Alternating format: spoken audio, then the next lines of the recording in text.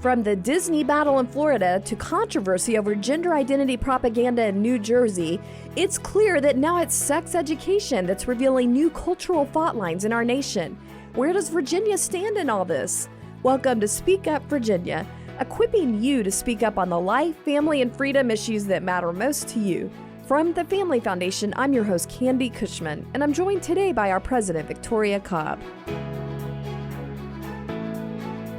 Well, before we get started, I just can't help commenting on this fascinating battle that we're watching right now in real time between tech giants. I mean, you've got Tesla founder Elon Musk and Twitter, and there's this whole interesting cultural element to this tug-of-war that they're in right now. Because, you know, we've talked about before on the show how it's frightening when big tech joins forces with leftists to cancel out conservative viewpoints. And apparently, this whole thing was spurred by Twitter's decision to lock down the Babylon Bee account. Apparently that was just one overreach too many for Elon Musk, and he decided to jump into action. Well, I think that is what's interesting. I mean, it's bad enough how much they cancel, but if you get to Babylon Bee, which is a satirical, the whole purpose of it is to make fun of things, and they start fact-checking satire, we have a huge problem, and I think Elon Musk recognized it, which I think was great. He goes out and buys enough stock to be the largest stockholder, which I thought was interesting, and so I thought, okay, the news was immediately going to the board. Is he going to be on the board because you give your largest stockholder a board seat? But he doesn't just want the board. He wants to literally buy the whole thing and take it over, make it private, which I think is fascinating to watch. Yeah, I guess the bigger thing that you're thinking about watching all this is, are we at the point now where big tech is such a mammoth that, you know, the average person can't even deal with it? Are we at the point where it takes a billionaire to come and save us from censorship? Is that kind of our, our clearly, only hope? I think there have been other comments, other people frustrated that they've been shut down, but it's not making a dent. And so it's sad, but I think you're actually right that money is what's going to finally turn this table, where you have somebody that can affect change, not because of his opinion, because he literally has to go in and change out the company. It's devastating that that's what it takes, because I think a lot of people have complained about the Twitter accounts being shut down. And, this is true about YouTube. And, all of them are censoring things. I hope he buys them all. I don't know. I don't know what he'll do with them. So do we want him to buy them all? We think so. But we don't actually know him that well to know. But at least he's recognizing the freedom issue there. Yeah, it's interesting, because I think we always thought it would be the government where this would be a battle and play out. But now we see actually we're fighting for our freedoms in the tech world. And so it's just fascinating to watch. Well, to get into today's topic and other cultural clashes going on, we recently talked about how the abortion issue has really exposed these national fault lines, with states kind of dividing into either pro-abortion or pro-life camps. But now we're seeing the same sort of division playing out when it comes to these battles over parental rights and sexuality and so-called gender identity education in schools. Yeah, on the conservative side, of course, you've got Florida. This is making all the news. They've gone ahead and moved forward with a bill that simply talks about education from K to second grade. This is not affecting everybody, but they're saying in those grades, you should not be able to indoctrinate kids or push sexually graphic content, for these elementary students. And so, of course, the left, if you remember, they swung into action and they called it this Don't Say Gay bill, which was a ridiculous smear campaign. But it was really nice to see DeSantis stand up and say, no, you're not reading the actual bill. That's not what's really in it. And kind of fight back against not just the generic people that were fighting it, but even against Disney, who stepped into it. It's been a great point, but the bottom line is we don't want any grooming. And that's what they're talking about. It's an anti-grooming law. Let's not start early and introduce these concepts to kids. Well, I think I've seen that this law protects kids through third grade, but one thing that's kind of funny is people have been pointing out everyone's getting kind of hysterical about this law that is very limited to younger kids in the elementary level. And it's like, okay, so when they hit fourth grade, it's like everything comes in. What's going on? Like, we're freaking out. People are freaking out over this, trying to protect kids from just... Yeah, they could have gone a lot higher with that law. Most parents that have fourth graders and fifth graders would say, yeah, we're good enough now all the way. It is very limited.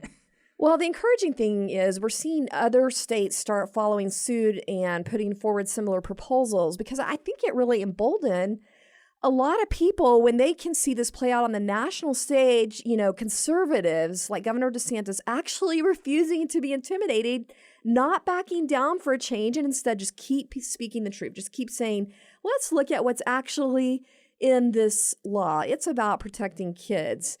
And one thing that really encouraged me, I think a lot of people would assume that when a big player like Disney gets involved, I mean, they're pretty much, equated with the entire state of Florida at this point. They get involved, you kind of think it's going to be game over. I mean, Disney was even they put out a statement calling for the law to be repealed, to be struck down by courts.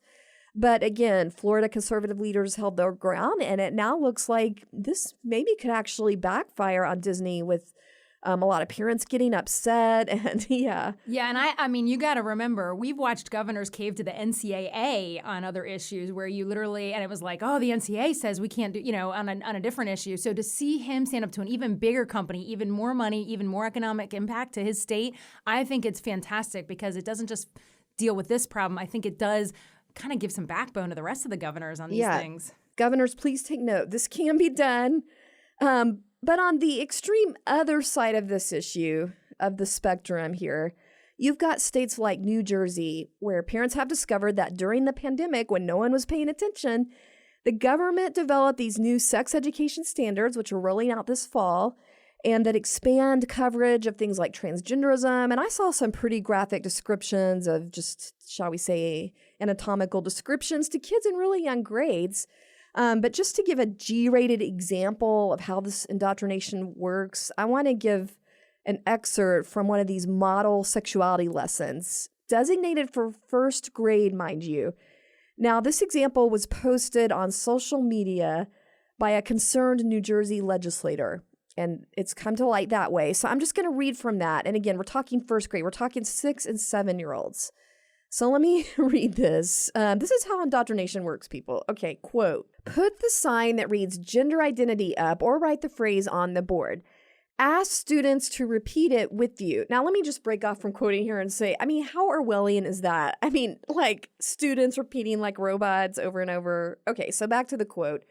"Point out that the word identity begins with I. Say something like, identity starts with I. That's how you can remember it. I feel." All right, again, I may not get through this quote because I want to give commentary, but again, it's just so self-centered. Like I feel instead of biology or how God created us. Okay, let me get back to the quote. I'm going to make it through this time. "You might feel like you're a boy, even if you have body parts that some people might tell you are girl parts.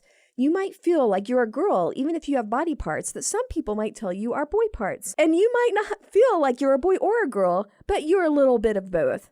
Victoria, want to comment on that? I can't even get over that some people might tell you exactly. are certain kinds of body parts. No, biology books, the entire human history would say these parts equal this kind of person, but they're literally making it sound like that might be somebody's random opinion. I don't know. The sadder part is when you untether basic, fundamental facts and truth from somebody, their whole world gets flipped upside down. If that's not a fact, these kids, I mean, they're just unanchored. It's going to be a disaster. And the fact that it's happening in public schools would devastate me if I had a kid in that public school. Okay, can I just say, I don't understand their logic at all, because if you can say boy parts or girl parts or girl parts or boy parts, then why are they having surgery for transgender? If you can just say it's a girl part, anyway. Fair point. It doesn't make sense. It's just a matter of words. We don't have to change anything. But the more important part is one day, a 5-year-old wants to go into school and play trucks with the boy, and the next day she wants to go play dolls with the girls. And what are you telling her? She's going to sit there and have to ponder, does that make me a girl? Does that make me a boy? What in the world? No, I do think it gets into a form of child abuse. I'm sorry. The level of confusion that we are creating in these kids, and for parents to have to unwind that at home, it's New Jersey better have full school choice is all I can say, where anybody at any income level can choose their school, which I don't believe they remotely have. And that's tragic because bottom line is low-income folks that can't put their kid in a private school, they can't avoid this. They have to work, they can't homeschool, and this is what their kid is going to get in school. Thanks for joining us for Speak Up Virginia, brought to you by the Family Foundation. If you're enjoying the show, help us encourage others to speak up by giving us a 5-star review and sharing it with friends. Thanks for listening. Well, sadly, we don't have to go as far as New Jersey to find this kind of disturbing indoctrination. We only have to look at schools right here in Virginia. Specifically, a video came to light recently from a training for educators at an elementary school in the Charlottesville area. Actually, it was from the Mountain View Elementary School in Albemarle County. And this training was being conducted by an LGBT activist group called Side by Side, and we've been seeing them go to different school districts and push for transgender promotion. And this video is extremely disturbing. I mean, I think a lot of people would just want to weep watching this whole thing. And I do want to just real quick give a disclaimer. If you have some little ones around, this clip would be a little bit disturbing for some of those ears, so you might want to distract them a little bit. But let's just listen to a clip from that. Like, the possibilities are endless of what could just really make a youth feel super, super euphoric and happy. This could also be interest, like giving them permission to play with different toys. If they're playing a game with their friends, allowing them to enter this imaginary role of like, no, like you identify as a girl and you want to play the mom. Cool, like you get to do that. Like just giving them permission to play and explore. And then binders or breast implants, this would be more so at the probably middle school, high school level. But if you have a youth just in your life who asks, binders are essentially really, really intense sports bras where they just flatten breast tissue to create the illusion of a more masculine chest. Breast implants, if you just wear like any sort of training bra, regular bra, you can just get these like foam inserts, silicone inserts that you just put into the bra to create the illusion of a more fuller chest. Totally safe to use, but it can be a very powerful tool to help youth. I mean, to me, this sounds like they're literally encouraging it. And also in elementary school, you play all the different things. Nobody is stuck into gender type toys. I never told a little girl they couldn't play with Legos when they were in my, nursery class at church. No, this is insane. Yeah, it seems like they're crossing the line into, is the little boy wants to play mom? Let's go over there and affirm that is kind of the language they use. But then what was really disturbing is the middle school tools they're proposing. Yeah, they're clearly, they bridged real fast from elementary school to middle school. By the way, this is an elementary school train. This is not there aren't supposed to be middle school teachers on this. So you're already hedging, and I feel like you're saying that because you are trying to make sure that we're introducing the full onslaught of where this goes as early as possible. Correct. I think that's a great analysis. And later on in the video, you see this educator at the school, I think it may actually be the principal, making it really clear that according to their school policy, it's pretty much up to the kids to decide when the parents become involved if the kid is experimenting with trying to be a different gender. But that's just one example. Victoria, I really want to hear your thoughts on what you would say is the bigger picture here in Virginia when it comes to sex ed and LGBT indoctrination. Where do we fall in the spectrum between what's happening in Florida and New Jersey? Well, I think this is why parents have to be so on top of it, is because there are so many things at play here. There's public policy, which is one component. There's curricula, and then there's individual teachers in schools. This is one little elementary school that I would say is sort of beyond anything we think the policy is intended to do in Virginia. And so I would just tell parents, they're going to have to get involved at the local level. We have a great tool for that, is them watching kind of their local school board through our Speak Up teams. If they go to our website, familyfoundation.org, and look at the Speak Up page, it'll give them some resources of how to do that. But I would say, unfortunately, you can't know except for your own local school. You have to check into that. That's an excellent point. When you look at the bigger picture, though, across the states, do you think we're kind of in the middle, or are we more on the radical, kind of like we are with abortion? Well, we had 4 years of liberal policies being pushed, including transgender model policies. And so we know that the overarching situation in most schools, for example, are that private spaces aren't okay and that pronouns are expected. So I don't know why we wouldn't expect that there's also these kind of trainings in a lot of schools. But we are making some movements toward restoring balance. We're coming back. Yeah. Slow and steady. We have that new sexually explicit curricula bill that parents can know what's going on. So we're moving in the right direction. It's just we got a lot of work to do. Right. Well, since we've been discussing all these controversial, really disturbing sex ed issues, I did want to share some good news with our listeners. A few days ago, our state health department released something called the Virginia School Health Guidelines on its website for public comment. Now, what was so concerning about those guidelines, Victoria? Well, they had all sorts of resources and links that went to things that we would never approve of. For example, actually offering abortion access. I mean, it was a shocker. They had animated video series for young kids that talked about everything from abortion to gender identity to sexuality, things that you just should not be promoting from the state level. And so I'm really glad we found it and flagged it. Just so you know kind of the history, we actually saw it, sent out an email letting people know that they could comment. So this is, during the official comment process. So they immediately rushed in with like 500 comments within a day. The parents did. The parents. I mean, people reacted. They said, what in the world? It was kind of reminding me of when we had the sex text hotline and they were sending postcards to our kids, and there was just a great immediate response of, no, this is not the role of government.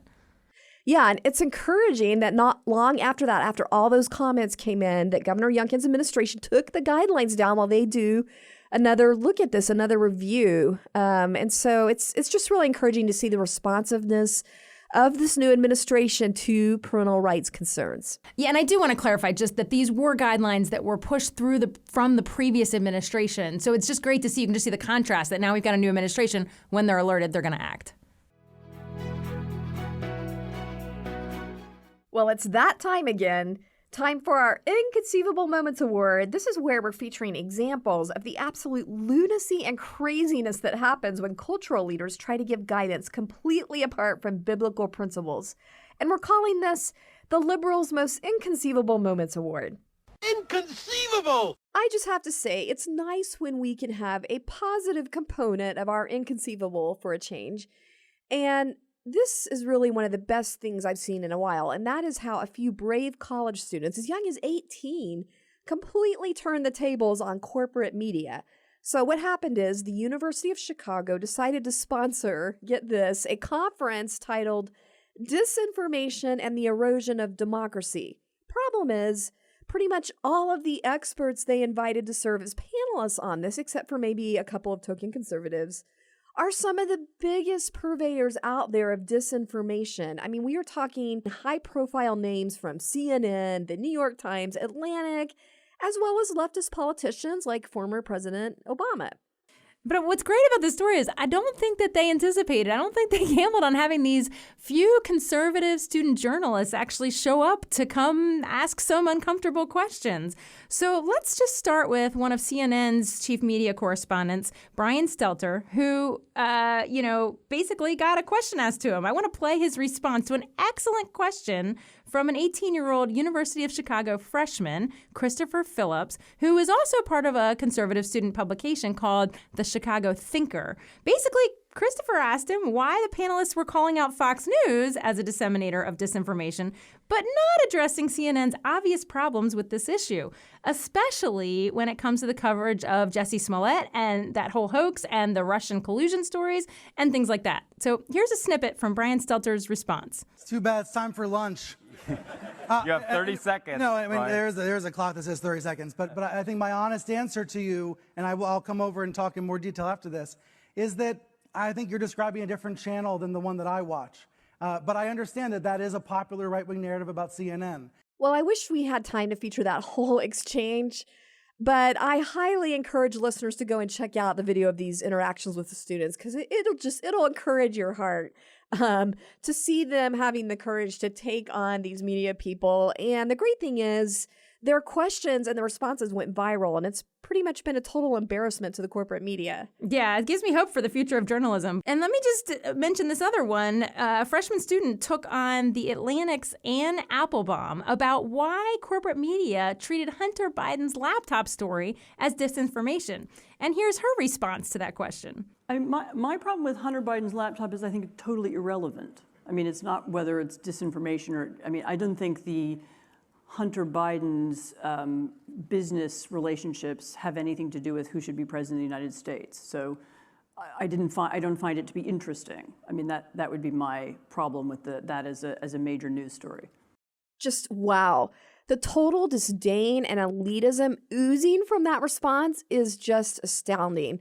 And I got to say, as a former journalist, I don't know where she gets this idea that major news outlets are supposed to apparently select the news based on their personal preferences, what's personally interesting to them. Focus group of one, isn't it fantastic? Okay, I just got to say, you do not want me selecting the daily news. I mean, there would be zero sports section, all right? That would be troubling to many people. Well, I think we do have to say the encouraging thing about this whole thing is, we hear so much about colleges going woke and sort of indoctrinating all these kids, but, we're not necessarily getting all woke thinking robots. They're not just necessarily going to all come out like that, because here's some of these brave kids, and there's actually some backlash building among conservative Christian young people. So they aren't necessarily all drinking the Kool-Aid, which I think is fantastic. Yeah, it does remind me of another brave young woman that we heard from at our Nova reception, Isabel Brown. I mean, she talked about her whole experience at a liberal university in Colorado and what it took for her to be courageous. But now she's leading hundreds, maybe even millions of young people. So there's a movement, and she was high on the whole Generation Z. She really feels like they are going to backlash, which is awesome. Yeah. Well, in the meantime, I guess that means we are giving this week's Inconceivable Award to the Atlantic and the University of Chicago and most of these panelists for managing to spread more disinformation while purporting to stop it. Thanks for joining us for this week's Speak Up Virginia, brought to you by the Family Foundation. Visit us at familyfoundation.org. That's familyfoundation.org. See you next time. And don't forget, we are stronger when we speak together.